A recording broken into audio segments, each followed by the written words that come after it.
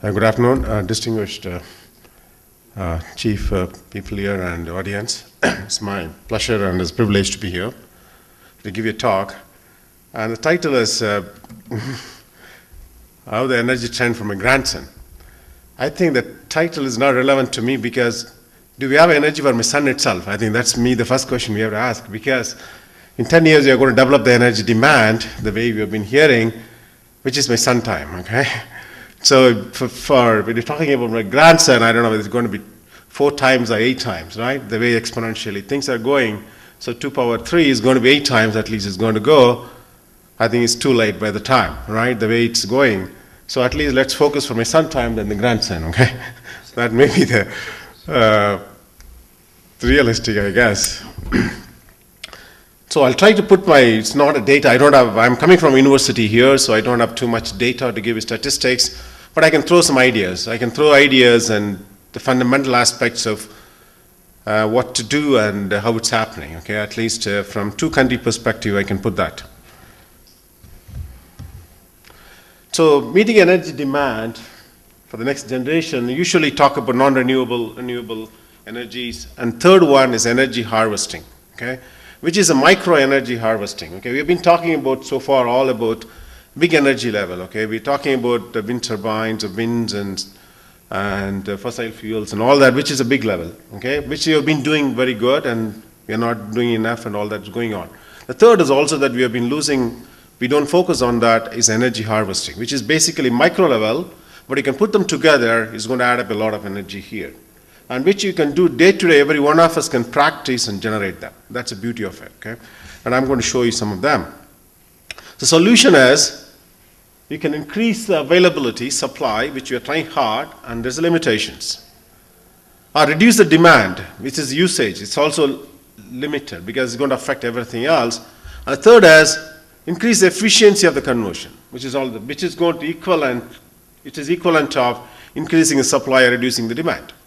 So there's another way where we as engineers, technologists, is the efficiency of conversions. If anything can do efficiency, we're talking about the bulbs and all that is essentially the conversion efficiency, right? So the efficiency itself, it's a big challenge for the general technologists and engineers, which is the one thing we can always focus on, which is equivalent of supply and demand balance, right? Which is a good thing to focus on. And if you look at the energy demand that's happening over 10 years now, I think I have the slide between 1990 to 2008. For different countries here, USA here, Europe, they are talking about 10% or 20%. All developed countries have very small increase in the reduction in the energy demand, around 10 to 20%. But developing countries like China and India, China is around 146% over almost like 20 years, and India is 100% over 20 years. Is going to be now much more than that. So for India and China, which is actually not only percentage is important, also the absolute value is important. Okay, even also the absolute value is going to be huge. Small countries, even high percentage doesn't cost much because the demand is absolutely less. But big countries as India and China, every percentage matters a lot because it's a consumption, its absolute value is a lot. So really, it's a big problem to focus on. So what is the need coming from? First is ever increasing energy demand. It's going to go up and only. It's not going to come down. It's going to keep going up and up. And fossil fuels have a limit. We are reaching the bottom now. We all know that. And the global warming, climate changes, pollutions, it's all adding as part of the cost that they're going to add to that energy now. Okay, they are adding to the cost of the energy. And also, we have to make energy so that we have reduced environmental impact. That's very, very important too, because otherwise it's not sustainable. My grandson's not going to be happy with that, right? So it's going to be environmental impact has to be very, very less. That's another big challenge that we all have. So definitely renewable energy source is a good choice. But again, as you mentioned to me, it's unpredictable. It's not dependable. You have to wait for the wind to come. You have to wait for many things to happen. And there is always some uncertainty that adds to that, okay, which is always you have to look into that. So the renewable energies like wind, solar, or tidal, all that is a seasonal. So there is a problem in seasonal. As he says, previous speaker, when we have more supply but less demand. There's always contradictions between them. So there's unpredictability that always adds to it. So then what we can do is, we can also look into some unconventional energy sources to add on top of these existing renewable and non-renewable energy sources. Is there any way third of avenues we have? Yes, we have avenues on that.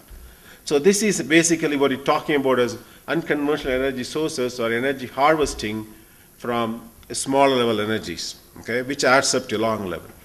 So one of them is photosynthetic power cell. I think today we didn't hear about that. We talked about so much on photovoltaic. There's another aspect of solar power is also photosynthesis. Okay? So can we make energy from photosynthesis? We talk about biomass and biofuels. In addition to that, there's also another energy way of making them is using photosynthetic cell, which I'm going to give you a small talk on that so you can see here. So in energy harvesting, there are many ways of doing them. And energy harvesting is essentially the low power devices. So you can see that people can add energy harvesting to walking shoes. Like whatever the energy that's spent on walking, we can save them and we usually store them. Any small vibrations, movement, vibrating car. So wherever there's a small movements, we can add these energy devices. We call them micro energy devices, micro power devices. So these devices can convert those small energy that you spend on, and then we can add it. Like you are talking about every day doing exercise in the treadmill. You don't need to waste energy on the treadmill, attach your power devices to it, just store it somewhere else. Okay? So these are the energy we spend and we don't account for. But these energies could be collected and stored and could be used. They can be a big number at the end. Okay? So these are small things. So other thing is about solar panels, which I think we all know that, and wind energy, you all know that. In the solar, I have a main thing that I'm talking about is, in Concordia, we do a big research on the solar and the solar building. So what we did is we put the solar panel all around the building. So a lot of houses, we removed the roof, put a solar roof. So what we did at the end is, we have a net zero building. That means the cost of energy is zero for us. In some situations, like in summer, we don't use too much heating that time, we don't need AC, then we collect more energy than we spent. So we put back this energy back into the grid, we sell to the system, we sell to that government. Okay? So when we supply more, we sell to the government, and most other times we just buy very less from the government. So essentially what we did is solar buildings in Canada where we are very cold. You know, it is very, very cold. We have to spend all the time, a lot of heatings to be done. In addition of that itself, the energy requirement from the city or from the government is reduced by 80%. And one can do that. So we just changed all the roof to solar roof.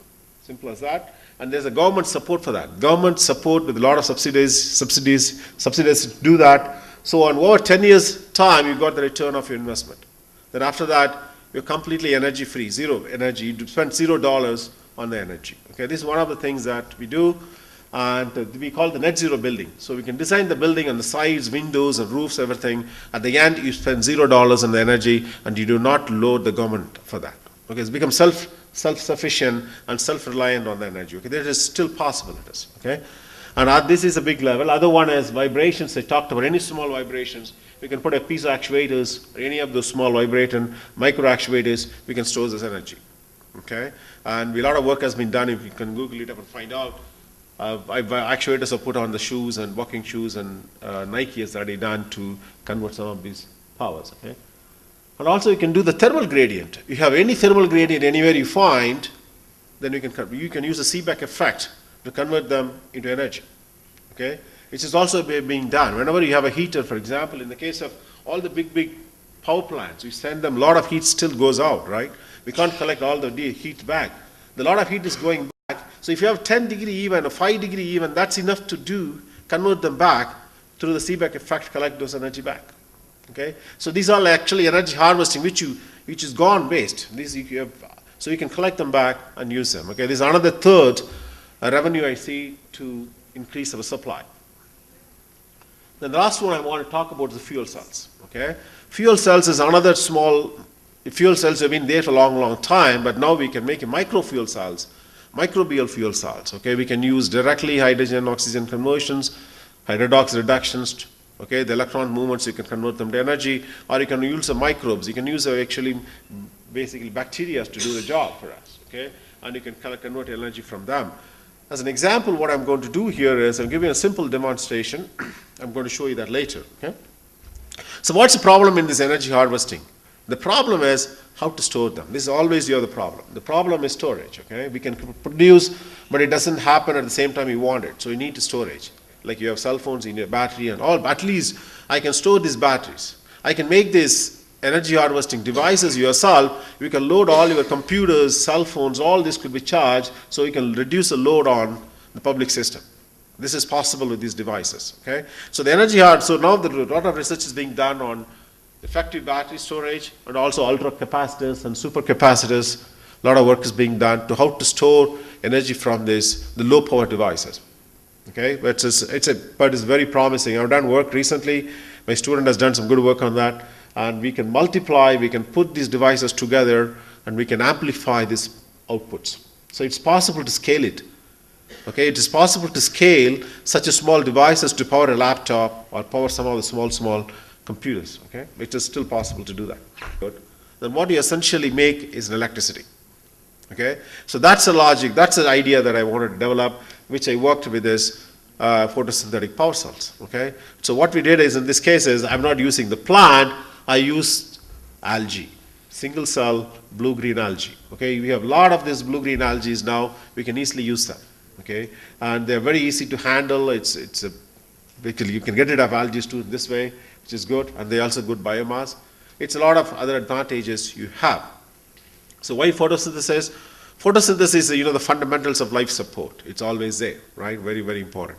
And it helps maintain the normal levels of oxygen and carbon dioxide in the environment. So it also helps you to balance. So you can, basically you're supporting the photosynthesis more and more. So you're going to help the environment, at the same time you're going to produce energy from this. And you can see the photosynthetic organisms, they convert millions of tons of carbons into biomass every year. Okay, so that's another good advantage here. You can see that as the average energy captured by photosynthesis by the plants throughout the world is 130 terawatt hour per year. It's a huge power. It's being consumed by this plant. So the solar power is being consumed by the plant, which is 6 times larger than the power consumption of whole human civilizations. So the plant consumes a lot of solar power in this case. Okay, so you are even tapping them small percentage of the power, then you have a huge power to have. Okay, of course it's a lot of developmentals, a lot of technology demand. This is all there and built in, but there is a good source there if you can tap even small percentage without huge power. Okay, so you can see that when the earth receives around 3.5 million terawatt hour of energy from the sun, out of that 130 terawatt is used by the plant. Okay, and you can use part of it, even 1%, 0.5, I don't know, still you can make a lot of power for us. Okay, so how to make these power cells? I made in my lab, one of my 2 students have been working on these photosynthetic power cells. So we made microfluidic based photosynthetic power cells, which essentially in these power cells you can see that I put the blue-green algae. So the blue-green algae swim on one side of the fuel cells, the other side I put the redox agent, then make the redox reactions happens in a fuel cell arrangement and basically make the synthesis happens inside this power cells. And this is like a flexible power cell you can make and attach to wherever you want. Put it on a window, put it on, theoretically if you have big technology, we can put it on the window, put it everywhere you like. Put it around a computer. A computer could be fully algae sticking around on the computer. Really a green computer you can have at the end. It's all possible there. Okay. So now you can collect electrons through this and you can make electricity. You can see some of the device I made here. The device is being tested in this case. And I produced power with this. So I can produce a 1 volt here as open circuit voltage, and around 0.9 volts here, and around hundreds of microwatts has been powered with a small cell. I'm not talking about big one. I'm talking about 2 centimeter by 2 centimeter, very tiny cells. Okay, think of that. You can scale it up in millions of them. You have lots of power to handle with, and this uses really green because we use a blue-green algae, which is the real green, and you can just dispose it off after some time. Okay, and these blue-green algae in the cells have lives of few weeks, which is enough, and you can make enough power out of that. So you can see the power characteristics of these fuel cells. So this is the peak power. So peak power around 200 microwatts we got. So what is the difference between photovoltaic and photosynthesis? Both use the sun. Of course, both use the sun, but The photovoltaic needs clean room facilities, very complicated process. Making a photovoltaic cell, it involves a lot of clean rooms, silicons, you have all kind of technology, and none of this process are green because they use very toxic gases. And how do you going to dispose these photovoltaic materials after that? It's a big issue again. Okay, we can load all the houses with photovoltaic power plants. Okay, but where to dispose them? They have finite life. So what to do with that? Because we don't think about that now. Like today morning, we talk about the ecosystems into economy. That's what the two differences we saw. Okay, we only worried about economy now, not on the ecosystem. So how to dispose them later? It's a big challenge. And you can only produce power when sun is there. When sun is not there, it's not useful, right? But on the contrary, the photosynthetic power cell is, it can use both in the night and sun, because when the plants breathe in the night, okay, they also produce electrons. Okay, so thing is, you can produce electricity using photosynthesis both in the daytime and in the night. We call the dark reactions in the night and the photosynthesis in the daytime. Okay, so the 24-hour cycle, we can keep producing the electricity from these plants or algae. Okay, that way you can use the time as basically you can use the whole day instead of sort of photovoltaic use only when the sun is there. Okay, that's fundamental difference. And these photosynthesis can work even the day light like that. You don't need a sun. You can even collect lights from these lights. Okay, 40 lux is more than enough to make these things work. Okay, so this is very good that way. Okay, it's completely green. We don't need a very complicated clean room silicon fabrication. It's a very disposable organic polymers, biodegradable polymers you can make and just throw them. So it's basically in the long run, it's much more earth friendly. Okay, so these are the avenues which opens up new thinking, new avenues that we can think of to add to the supply. Okay, but where each one of us as a human can contribute. Okay, which you can have your own plant in your home. You can charge your own computer. At least you don't load that much. You can charge your own cell phones. You can charge few things. Okay, that's something beauty. Or if you have more supply, we can even sell it to others. Okay. But what does it need is, instead of buying anyway we grow a lot of plants at home, right? So instead just grow some algae. Simple as that. Okay. So it's just a very neat solution to me, but we have started doing a lot of work on this. We are trying to find some industrial partners who might be interested to take this technology further into a really, commercialable product actually, which we are working on that. But it has, to me, it has long scope. Definitely is one of the answers to save my grandson and son, I guess. And my thanks to my student and my other collaborators. Okay, they are part of these projects I shared with them. And thank you for this opportunity.